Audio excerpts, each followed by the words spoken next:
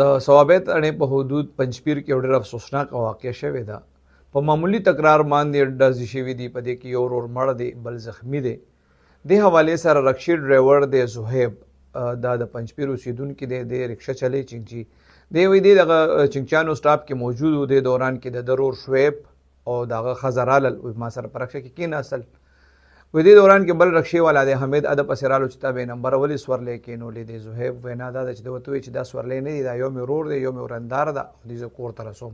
په دې باندې د حمید او زهیب په خپلو کې تکرار شوی دی. زهیب وایي چې حمید لږې شو په دې باندې ډزې وکړي. په دې ډزو کې زهیب زخمی دی او دا شعیب چې کوم دی د تقریبا 23 سال عمر دی. د په دې کې وفات دی او د زنانه چې کوم دغه په دې ډزو کې بچ شوې ده. ملزم تښتېدلی دی. پولیس د ملزم خلاف اف ای آر درج کړی دی او دغه تلاشي شروع کړی دی. خو وجه چې څنګه ما تاسو ته یاده کړه، زهیب مطابق د اف ای آر مطابق زهیب وایي چې د په خپل رکشې کې خپل ورندار او خپل رور کېنول او د بل کس ورته وایي چې تا ولې بې نمبري وکړه. په دې باندې دی خپلو کې